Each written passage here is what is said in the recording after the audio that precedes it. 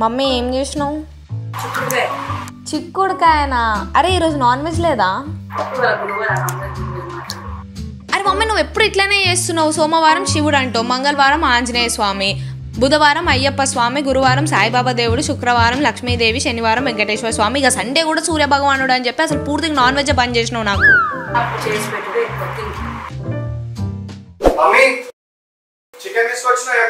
అయ్యో కొడుకు ఇవాళ శుక్రవారం కూడా తీసుకొచ్చినావా? సరే పోనీ వండుతా.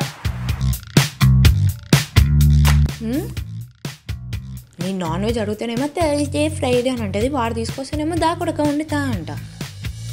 అంత ఇంజస్టిస్ ఇంట్లో. మమ్మీ నా కాలగూర నాకే గీసుకుంటున్నాయి, నేల్ కట్టర్ రేట్ ఉంది. వంశీని అడుగు. ఈడొకడు తీసిన చోట పెట్టాడు హౌలగాడు ఎన్నో.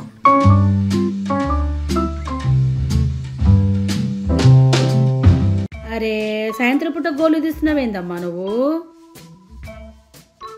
తీసి కింద పడేస్తున్నావు మళ్ళా. బయటపడాయి. నాకు ఒక్కదానికైనా గిన్నెగాను రూల్స్ లేకపోతే ఇంట్లో అందరూ పాటిస్తారా? నాకు అర్థం కాదు. చిన్నపిల్లవి చిన్నపిల్లలాగుండు. నీ అవ్వ గోరు తీసా కూడా ఒకటి వస్తుంది, ఇంకేదైనా వేసినా అంటే ఇంకేదో అంటావు. ముందు బయటపడాయి. సర్లే.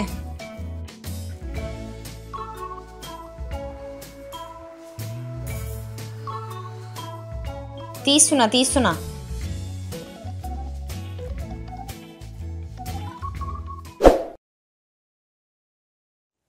అరే ఏమైందే?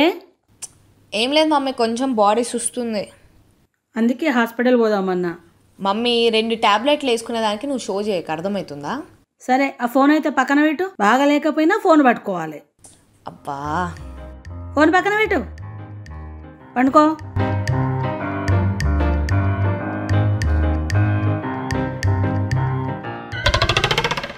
పండుకో.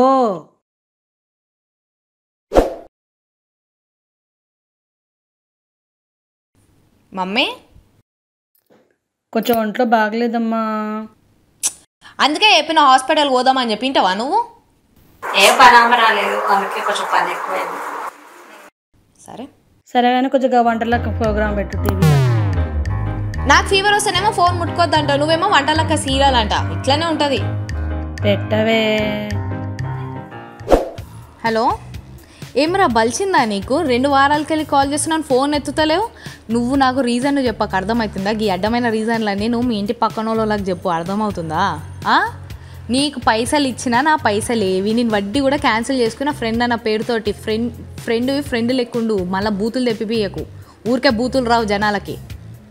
ఏ ఓవర్ యాక్షన్ చేయకు నువ్వు. ఇప్పుడు అన్నీ మా అమ్మకి బాగాలేదు, మా కూతురికి బాగాలేదు, ఇవన్నీ అరే నీ డ్రామాలన్నీ నాకు తెలుసురా. నువ్వు సినిమాలు చూసి నేర్చుకునే డ్రామాలు రా ఇవన్నీ. నీ పని చెప్తాను.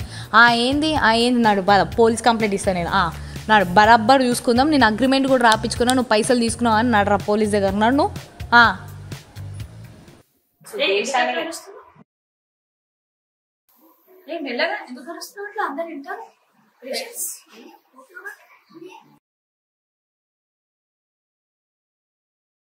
అరే నువ్వు ఫోన్ పెట్టరా, నేను గంట తర్వాత కాల్ చేసి నీ పని చెప్తా. హలో షకీర్, ఇచ్చినావా ఆర్డరు? డెలివరీ అయిందా?